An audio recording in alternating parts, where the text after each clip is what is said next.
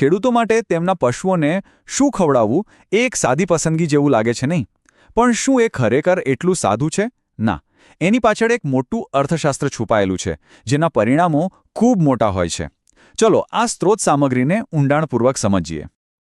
તો આજના વિશ્લેષણમાં આપણે ક્યાંથી ક્યાં સુધી જઈશું? શરૂઆત કરીશું સસ્તા દાણના મોંઘા ખર્ચથી, પછી જોઈશું કચરો અને ગેરંટીવાળી ગુણવત્તા વચ્ચેનો તફાવત, અને હા, નફાની વાત પણ કરીશું. આદતો કેવી રીતે બદલવી, અને છેલ્લે ખેતીનું ભવિષ્ય કેવું દેખાય છે તેના પર એક નજર નાખીશું. ચાલો સૌથી પહેલાં તો એ સમજીએ કે સમસ્યા ક્યાં છે.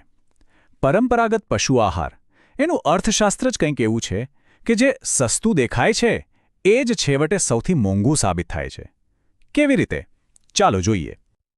એક સીધો સાદો સવાલ છે. કોઈ નવી નક્કોર 2 લાખની ગાડી લે તો શું એમાં કેરોસીન નાખશે? ક્યારેય નહીં. આપણે મોંઘું હોવા છતાંય સારું જ ફ્યુલ પસંદ કરીએ છીએ. તો પછી આપણી જે ભેંસ લાખ રૂપિયાની છે એને ઓછી ગુણવત્તાવાળો ખોરાક કેમ? આ એક મોટો વિરોધાભાસ છે, ખરું ને? હવે જરા આંકડા પર નજર કરીએ. જુઓ, ખોળનો ભાવ છે લગભગ 33 રૂપિયા, ઘઉં 25 રૂપિયા, અને બજારમાં જે સસ્તું મિશ્રણ મળે છે એ છે 20 રૂપિયા કિલો. હવે પહેલી નજરે તો લાગે કે 20 રૂપિયાવાળું સસ્તું છે, પણ એક મિનિટ જરા વિચારો. 20 રૂપિયામાં તો સારા ઘઉં પણ નથી મળતા, તો પછી એ મિશ્રણમાં હશે શું? અને આ જ વાત સ્ત્રોતનું આ વાક્ય એકદમ સીધી અને સચોટ રીતે કહે છે. તમારી પાસે લાખ રૂપિયાની ગાય કે ભેંસ છે અને તમે તેને કચરો ખવડાવી રહ્યા છો. આ સાંભળીને જરાક અટકીને વિચારવું પડે. શું આપણે ખરેખર આપણા આટલા મૂલ્યવાન પશુધન સાથે ન્યાય કરી રહ્યા છીએ? તો હવે આપણી સામે 2 રસ્તા છે. એક તરફ છે અનિયંત્રિત બજારૂ આહારના જોખમો, અને બીજી તરફ છે આધુનિક ગેરંટીવાળી ગુણવત્તા. ચાલો આ બંનેને સામસામે મૂકીને સરખાવી. તો પછી આનો ઉકેલ શું હોઈ શકે? અહીંયા આપણે એક સંભવિત ઉકેલ જોઈ રહ્યા છીએ. આ સ્ત્રોતમાં જે બ્રાન્ડની ચર્ચા છે, ટિવાના ન્યુટ્રિશન, એને એક વૈજ્ઞાનિક અને પ્રમાણિત વિકલ્પ તરીકે રજૂ કરવામાં આવી છે, જે પરંપરાગત ખોરાકથી સાવ અલગ છે. અને તફાવત તો જુઓ, એકદમ સ્પષ્ટ છે. એક બાજુ છે પરંપરાગત આહાર, જેમાં ગુણવત્તાની કોઈ જ ગેરંટી નથી. લોખંડ, પ્લાસ્ટિક જેવી અશુદ્ધિઓનું જોખમ, એને સાફ કર્યા વગર તો વાપરી જ ન શકાય. અને એમાં પ્રોટીન કેટલું છે, તેલ કેટલું છે, કોઈને ખબર નથી. જ્યારે બીજી બાજુ છે આ કંપનીનો ફીડ. ISI માર્કો છે, શુદ્ધતાની પાક્કી ખાતરી છે. એમાં 42 ચોક્કસ ઘટકો છે. દર કલાકે લેબમાં ટેસ્ટ થાય છે. અરે ઉત્પાદનનો સમય પણ સેકન્ડ સુધી છાપેલો હોય છે. આ જ ફરક છે અસેમ્બલ માલમાં અને કંપનીના માલમાં. પણ આ બધી વાત તો ઠીક છે. સૌથી મોટો સવાલ તો પૈસાનો છે. શું આ બધું ફેરફાર કરવાથી ખેડૂતને આર્થિક રીતે કોઈ ફાયદો થાય પણ છે કે નહીં? ચાલો હવે સીધા આંકડા ઉપર જ આવીએ. તો આ રહ્યો મુખ્ય ફાયદો. સ્ત્રોત મુજબ આ નવો આહાર વાપરવાથી દરેક પશુ દીઠ રોજેરોજ ઓછામાં ઓછું 1 લીટર દૂધ વધવાની ગેરંટી છે. અને આ તો ઓછામાં ઓછું છે. કેટલાક કિસ્સાઓમાં તો 4.5 લીટર સુધીનો વધારો પણ જોવા મળ્યો છે. આ તો સીધો આર્થિક ફાયદો થયો. અને અહીંયા તો ગણિત સાવ ઊંધું છે અને રસપ્રદ પણ છે. જો પરંપરાગત ખોળનો ભાવ શું છે? 33 રૂપિયા કિલો. જ્યારે આ નવો સારી ક્વોલિટીનો ફીડ છે 29 રૂપિયા કિલો. મતલબ કે વધારે સારી ગુણવત્તાવાળી વસ્તુ ખરેખર સસ્તી પડી રહી છે. સીધો હિસાબ છે. દરેક કિલો પર 4 રૂપિયાની બચત, એટલે કે એક થેલી પર સીધા 200 રૂપિયાનો ફાયદો. અને આ એક એવો છુપો ખર્ચ છે જેના પર મોટાભાગના ખેડૂતોનું ધ્યાન જ નથી જતું.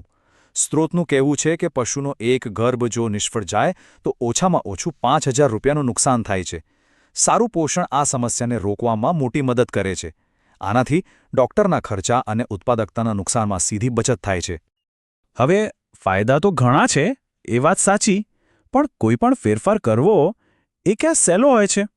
અને અહીંયા એકદમ વ્યવહારુ સમસ્યા સામે આવે છે. પશુઓ પણ માણસોની જેમ જ કોઈ પણ પરિવર્તનનો શરૂઆતમાં વિરોધ કરે છે. આ સરખામણી કેટલી સાચી છે? જેમ કોઈ બાળકને તમે શાક રોટલી અને કુરકુરે આપો તો એ પહેલાં કુરકુરે જ ઉપાડશે, ખરું ને? બસ પશુઓનું પણ એવું જ છે. એમને જે સ્વાદ અને ગંધની આદત પડી ગઈ હોય એ જ એમને ગમે. એટલે ભલે નવો ખોરાક વધારે તંદુરસ્ત હોય, શરૂઆતમાં પશુ એને નકારી શકે છે. તો આનો ઉપાય શું? ધીરજ અને એક સાચી પદ્ધતિ. એકદમ ધીમે ધીમે શરૂઆત કરવાની છે. પહેલા દિવસે જૂના ખોરાકમાં ફક્ત 100 ગ્રામ નવો ખોરાક ભેળવો, પછી ધીમે ધીમે એને વધારીને 200 ગ્રામ, પછી 400 ગ્રામ કરો. જો પશુ થોડું અચકાય તો માત્રા ઓછી જ રાખો, જ્યાં સુધી એને આદત ન પડી જાય. આખી પ્રક્રિયામાં 8થી 10 દિવસ લાગશે, પણ આટલી ધીરજ લાંબા ગાળાના ફાયદા માટે ખૂબ જરૂરી છે.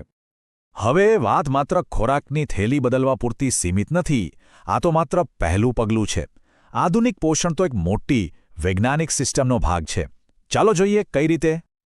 આ સલાહ સાંભળીને કદાચ નવાઈ લાગશે, પણ એની પાછળ પાક્કું વિજ્ઞાન છે. દિવસમાં 5-6 વાર ખવડાવવાનું બંધ કરીને માત્ર 3 વાર ખવડાવવાનું શરૂ કરો. કેમ? કારણ કે આનાથી પશુને ખોરાકને શાંતિથી વાગોળવાનો અને પચાવવાનો પૂરો સમય મળે છે. અને યાદ રાખો, જેટલું સારું પાચન એટલું જ વધારે દૂધનું ઉત્પાદન. આ કોઈ પોદરા બનાવવાની ફેક્ટરી નથી, આ દૂધ બનાવવાની ફેક્ટરી છે. અને આ એક સરળ પણ ખૂબ જ મહત્વનું ગણિત છે. 1 લીટર દૂધ બનાવવા માટે પશુના શરીરને 5 લીટર પાણીની જરૂર પડે છે. એનો સીધો મતલબ એ થયો કે પશુ પાસે 24 કલાક પીવા માટે ચોખ્ખું પાણી હોવું જ જોઈએ. આ વાત દૂધ ઉત્પાદન માટે અત્યંત જરૂરી છે, પણ ઘણીવાર આપણે એને અવગણી દઈએ છીએ. તો અંતે આપણે એ સમજવું રહ્યું કે આ જે ફેરફાર છે એ ખાલી એક પ્રોડક્ટ બદલવાની વાત નથી. આ તો ખેતી કરવાની આખી વિચારધારામાં એક મોટા પરિવર્તનની નિશાની છે. જરા વિચારો, સમય સાથે આપણે કેટલા બદલાયા. પહેલાંના જમાનામાં લોકો પરંપરાગત પોશાક પહેરતા. આજે આપણે પેન્ટ શર્ટ પહેરીએ છીએ, ભવિષ્યમાં કંઈક બીજું હશે. બસ એ જ રીતે ખેતીની પદ્ધતિઓ પણ બદલાઈ રહી છે. પરંપરાગત રીતોનું સ્થાન હવે ડેટા આધારિત વૈજ્ઞાનિક ખેતી લઈ રહી છે. જે આજે આપણને નવું લાગે છે, એ કદાચ આવનારા 5 જ વર્ષમાં એકદમ સામાન્ય બની જશે. આ પરિવર્તન તો થઈને જ રહેશે. તો અંતમાં આ એક સવાલ આપણી સામે છે જેના પર વિચારવા જેવું છે. શું ખેતીનું ભવિષ્ય ખરેખર આવી કોઈ થેલીમાં વેચાય છે? શું આ માત્ર એક ઉત્પાદન છે કે પછી આ ખેતીમાં નફાકારકતા, પશુઓની તંદુરસ્તી અને આધુનિકતા તરફના એક મોટા બદલાવનું પ્રતીક છે? આનો જવાબ તો કદાચ ભવિષ્યના ખેતરો જ આપશે.